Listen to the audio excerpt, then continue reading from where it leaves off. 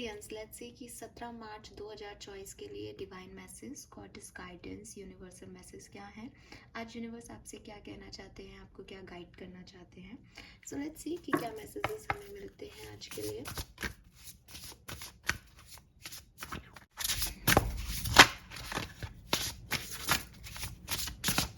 Alright, so we have protest number 28, then we have red number 10, and lastly we have homeward number 42.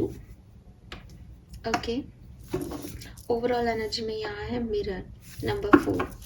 So number 4 आपके लिए significant हो सकता है Aquarians, number 42 या 6 significant हो सकता है, नंबर 10 बहुत सिग्निफिकेंट हो सकता है, डबल 10 10 10 1 1 ये आपको बहुत देखने को भी मिल सकता है क्योंकि 28 इज ऑल्सो 10, 28 24 23 26 और 30 आपकी एज हो सकती है, 42 44 भी नंबर आपके लिए सिग्निफिकेंट हो सकते हैं.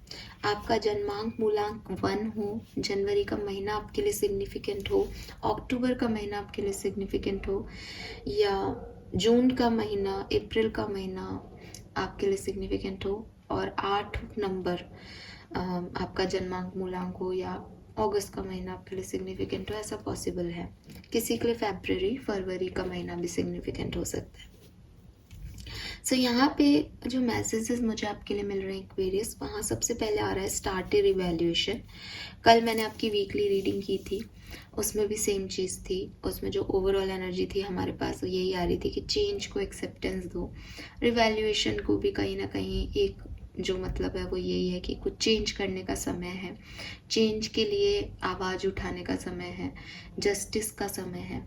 तो 2-3 चीज़ें हो सकती है यहाँ पे कि अगर आप एक ऐसी सिचुएशन में हो जहाँ बहुत लंबे समय से किसी पर्टिकुलर वाइब्रेशंस को देख रहे हो, कैच कर रहे हो, ऑब्जर्व कर रहे हो, एंड आप जानते हो कि वो आपको सही नहीं लग रहे या वो सही नहीं है, तो प्लीज़ उसके लिए बोलें, प्लीज़ उसके लिए आवाज़ उठाएं, प्लीज़ बताएं लोगों को कि ये चीज़ सही नहीं है और आप उसके अगेंस्ट हैं.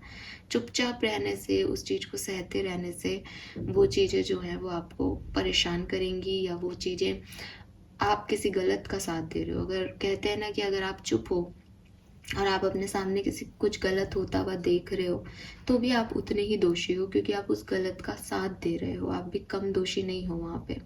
तो यहाँ पे आपको एक चेंज लाने की ज़रूरत है. मे बी ये सोसाइटी में चेंज लेके आना है, मे बी घर में लेके आना है, मे बी अपने अंदर लेके आना है एक्वेरियस, बट एक चेंज को, एक रिवैल्यूएशन को जगह देनी है लाइफ में. और क्योंकि यहाँ प्रोटेस्ट वर्ड लिख रहा है तो इससे वही चीज़ है कि किसी चीज़ को तो आपको जो सही नहीं लग रही है उसके खिलाफ बोलना है. Then we have red forgive. तो मे बी एक्वेरियस कुछ चीज़ें हैं, कुछ लोग हैं, कुछ इवेंट्स हैं जिन्हें आप अभी तक माफ़ नहीं कर पा रहे हो. मे बी आप अपने आप को किसी इवेंट में माफ़ नहीं कर पा रहे हो, मे बी किसी खास पर्सन को माफ़ नहीं कर पा रहे हो, मे बी भगवान से लड़ाई लड़ रहे हो, यूनिवर्स से लड़ रहे हो कि उनको माफ़ नहीं कर पा रहे हो. कुछ आपको इनजस्टिस जैसा फील हो रहा है क्योंकि प्रोटेस्ट का कार्ड भी है, फिर यहाँ पे साथ में रेड भी है. तो कुछ कहते हैं ना कि एक अलार्मिंग सिग्नल आपको मिल रहे हो शायद कुछ चीज़ों के, कि आपको लग रहा है कि ये रॉन्ग हो रहा है, ये रॉन्ग है, मैं इस चीज़ को कभी नहीं भूलूंगा या भूलूंगी, मैं इस चीज़ को कभी माफ़ नहीं करूँगी, मैं इस व्यक्ति को कभी माफ़ नहीं करूँगी, इसने मेरे साथ ऐसा किया, या मैं भगवान को कभी माफ़ नहीं करूँगी, उसने मेरी लाइफ में ये सिचुएशन दी, या मैं अपने आप को कभी माफ़ नहीं करूँगा या करूँगी क्योंकि मैंने ऐसा कैसे कर दिया, मेरे से गलती हो गई. तो किसी गिल्ट कॉन्शियस में आप हो सकते हो या किसी नाराज़गी में हो. अभी प्रॉब्लम ये होती है कि ये आपको नहीं यहाँ पे कहा जा रहा है कि आपकी नाराज़गी गलत है या आपका गिल्ट गलत है, लेकिन आपसे ये कहा जा रहा है कि चाहे वो सामने वाले से हो, चाहे वो अपने आप से हो, चाहे भगवान से हो, आपका गिल्ट, आपका अनफॉरगिवनेस वाला जो एटीट्यूड है वो आपकी परेशानी को कम नहीं कर रहा. आप दिन रात अपने आप को टॉर्चर कर रहे हो क्योंकि आपको लगता है आप गलत हो. आप दिन रात भगवान को बोल रहे हो कुछ और आपको लग रहा है कि वो इनजस्टिस कर रहे हैं, वो आपके साथ अनफेयर है, भगवान को उससे कोई फ़र्क नहीं पड़ रहा है। आप किसी तीसरे व्यक्ति ने आपको हर्ट किया और आपको लग रहा है कि वो बहुत बुरा है, उसने बहुत गलत किया, लेकिन उसको उससे कोई फ़र्क नहीं पड़ रहा, क्योंकि उसको उससे फ़र्क पड़ता तो वो ये नहीं करता। फ़र्क किसको पड़ रहा है एक्वेरियस? आपको पड़ रहा है। तो यूनिवर्स आपसे कह रहे हैं, यूनिवर्स आपको एडवाइस दे रहे हैं कि जिसने गलती की, तुम्हारा बिहेवियर उससे उसको सज़ा नहीं दिलवा पा रहा, वो उसके लिए बुरा नहीं हो रहा। तुम्हारा परेशान होना, तुम्हारा माफ़ ना करना तुम्हें टॉर्चर कर रहा है, वो सज़ा भी तुम अपने ऊपर ले रहे हो। तो इस चीज़ को समझते हुए कि अगर मैं किसी को माफ़ नहीं कर रहा हूँ तो मैं उसे सज़ा नहीं दे रहा हूँ। वो व्यक्ति, वो सिचुएशन, वो आपसे कनेक्टेड नहीं है, अब वो सिचुएशन ख़त्म हो गई है। वो ख़राब थी, आपके साथ इनजस्टिस हुआ तो भी, और आपको लगता है कि आपके साथ इनजस्टिस हुआ तो भी, जो भी सच हो, बट वो सिचुएशन ख़राब हो गई है। वो व्यक्ति उस चीज़ के लिए जिम्मेदार है या नहीं है, बट उसने ये चीज़ कर दी है। अगर वो व्यक्ति गिल्ट नहीं ले रहा तो आप उस चीज़ को माफ़ ना करके अपने ऊपर क्यों ले रहे हो? ठीक है। और अगर आपने कोई गलती कर दी है तो माफ़ी मांगो और ख़त्म करो उस चीज़ को। माफ़ी मांग करके अपने आप को भी माफ़ कर दो कि ठीक है, हो गया जो हो गया। ठीक है, क्योंकि यहाँ पे जब हम एक मृत्यु लोक में हैं एक्वेरियस, जब हम पृथ्वी पे हैं तो ये मृत्यु लोक है बेसिकली। यहाँ पे आप ये डिसाइड नहीं कर सकते कि आपने जो कर्म किया वो सही किया कि गलत किया। दूसरों को हम जज कर तो लेते हैं, लेकिन उसका कर्म भी हम नहीं जज कर सकते। बस क्योंकि वो हमें दुख पहुंचा रहा है तो हम कहते हैं भाई तूने गलत किया है, मुझे दुख दिया। और डेफिनेटली अगर कोई किसी को दुख दे रहा है, दुख पहुंचा रहा है, तो वो कर्मा गलत है। लेकिन फॉरगिवनेस आपको इसलिए नहीं देनी कि आप उसके कर्मों को अलाउ कर रहे हो कि कोई बात नहीं, अब देखो इस बुरे कर्म की सजा नहीं मिलेगी। ऑफ कोर्स मिलेगी, वो तो गिनती में आ गया है। फॉरगिवनेस आप उसको इसलिए दे रहे हो ताकि आप चैन से जी पाओ। तो ये आप उसके लिए नहीं कर रहे हो, ये आप अपने लिए कर रहे हो।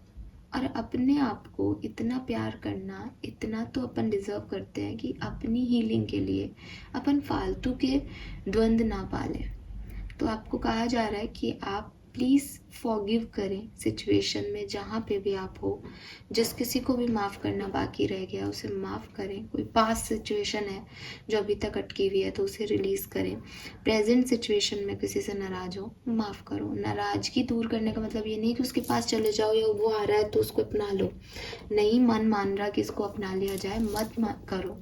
फॉरगिवनेस सिर्फ इतनी है कि भाई मैंने तेरे को सरेंडर कर दिया यूनिवर्स पे, अब वो जाने और तुम जानो। और अगर नाराज़गी भगवान से ही लेके बैठे हो एक्वेरियस, तो उनको भी छोड़ दो कि ठीक है, अगर आप भगवान हो, यूनिवर्स हो, तो मैं आपके बारे में नहीं सोचूंगा या सोचूंगी। आपने जो किया वो मेरे लिए हमेशा गलत रहेगा, लेकिन मैं आपको माफ़ करता हूँ। आपने भी कई गलतियों को मेरी माफ़ किया होगा तो मैं माफ़ करता हूँ। ये आपको नहीं कह रहे कि आप उन पे विश्वास करने लग जाओ। हालांकि एज ए स्पिरिचुअल बीइंग मैं आपको ये कहूँगी कि शायद करना चाहिए, लेकिन मैं आपको यहाँ गाइडेंस में ये नहीं आ रहा है, तो ज़बरदस्ती मैं अपनी तरफ से कोई लाइन ऐड नहीं करूँगी। लेकिन माफ़ कर दो, निकलो यहाँ से आगे, ठीक है, अपने लिए। देन यहाँ पे है होम वॉर्ड, जो कि आपको कह रहा है take yourself out on a date. तो यस, जो फॉरगिव का कार्ड है, जब मैं इसके साथ कार्ड को देखती हूँ तो मे बी किसी इंसान को माफ़ करना है, लव इश्यूज़ में माफ़ करना है, जिसने आपको यूज़ किया, जिसने आपके साथ चीटिंग की, जिसने आपके साथ टाइम पास किया, जो आपके साथ कनेक्शन में थे बट अब नहीं है, एंड यू आर लाइक कि उन्होंने आपके साथ गलत किया है, उन्हें इस तरह का करने का कुछ हक नहीं था, बट यूनिवर्स आपको एडवाइस कर रहे हैं कि उन्हें माफ़ करो। और ये कार्ड कह रहा है कि उन्हें माफ़ करने का मतलब ये नहीं कि उन्हें अलाउ करो, अपने आप से प्यार करने के लिए अलाउ करो और अपने आप के साथ डेट करो, अपने आप को खुश रखो, अपनी एनर्जीज़ को पॉजिटिव रखो, अपनी लाइफ में आगे बढ़ो, नए लोगों को चांस दो, ठीक है, अपने गेट ओपन करो। बट ये जो गेट है ये ओपन तभी कर पाओगे जब अपने आप से प्यार करना सीखोगे, जब खुद से प्यार करोगे, जब खुद को डेट पे लेके जाओगे। एंड डेट क्या है? अपनी पसंद की चीज़ें करना। जब आपकी पसंद की डेस्टिनेशन पे कोई दूसरा आपको लेके जा रहा है, आपके पसंद का खाना कोई दूसरा आपको खिला रहा है, आपकी चेयर कोई दूसरा आगे कर रहा है, तब आप उसे डेट कह देते हो ना। लेकिन यहाँ उल्टा करना है, खुद की गाड़ी से जाना है, खुद के लिए टेबल बुक करनी है, खुद की चेयर को पीछे करना है, खुद की पसंद का खाना खाना है। और खुद को अगर कोई गिफ्ट देना चाहते हो जो अच्छा लगता है तो प्लीज़, क्यों नहीं, खुद पैसे कमाते हो तो इतना तो कर सकते हो ना, तो ये करो। एंड काफ़ी मैंने रिलेशनशिप देखे हैं जिसमें कोई लड़का या कोई लड़की जो है वो रिस्पॉन्सिबिलिटी लेती नहीं है रिश्तों की। तो कोई ज़रूरत नहीं है ऐसे रिश्तों के लिए रोने की, या ऐसे रिश्तों के लिए कोई भी अपने मन में बुराई रखने की। ठीक है, मिले थे, किस्मत में था, चला गया, लेट गो कर दिया। बी इजी एक्वेरियस, ठीक है, अपने आप से प्यार करना सीखो। एंड एक लास्ट मैसेज जो मुझे इस रीडिंग में मिल रहा है वो ये कि आपकी बॉडी आपसे केयर मांग रही है। मे बी आप बहुत ज़्यादा ग्रांटेड हो रहे हो, मे बी आप बहुत ज़्यादा कैजुअली अपनी बॉडी को डील कर रहे हो, वो कुछ साइन सिम्टम्स दे रही है आपको लेकिन आप उसको देख नहीं रहे हो, इग्नोर कर रहे हो। तो प्लीज़ अपनी हेल्थ का ध्यान रखें। मेरी भी हेल्थ थोड़ी सी आज आपको आवाज़ से भी लग रहा होगा कि थोड़ा सा डाउन सी फील कर रही हूँ। सो प्लीज़ आप लोग भी अपना ध्यान रखें। एंड दूसरी चीज़, अगर ये फिज़िकल हेल्थ से रिलेटेड नहीं है तो ये आपकी फ़िटनेस से रिलेटेड हो सकता है, कि आपको लगता है कि ठीक है आत्मा ही तो है, आत्मा का ध्यान रखना है, बट आपकी आत्मा इस बॉडी में रह रही है। तो अगर बहुत ज़्यादा ख़राब शराब बाहर का खा रहे हो तो ध्यान रखो। और अगर बहुत पतले हो, कोई कुछ कह रहा है, तो अपनी बॉडी पे आपको हार्ड नहीं होना है, बहुत एक्सरसाइज नहीं करनी है, बिल्कुल खाना छोड़ना नहीं है। अपनी बॉडी का ध्यान रखो, आपसे आपकी बॉडी केयर मांग रही है। हेल्थ पॉइंट ऑफ व्यू से मतलब एक जनरल कोई साइन सिम्टम दिख रहे हैं तब भी, और जनरल वे में भी अगर आप उस पर बहुत हार्ड हो रहे हो या आप मोटे हो रहे हो लेकिन आपको कोई फ़र्क नहीं पड़ रहा, आप खाए जा रहे हो, तो इन सब चीज़ों का थोड़ा सा आपको कॉन्शियसली डील करना चाहिए इस सिचुएशन से। Fine, so this is all for you Aquarius. Hope ये मैसेजेस आपसे रेजोनेट करेंगे। आज के गाइडेंस बहुत जनरल थे। Thank you so much reading को देखने के लिए। Bye bye.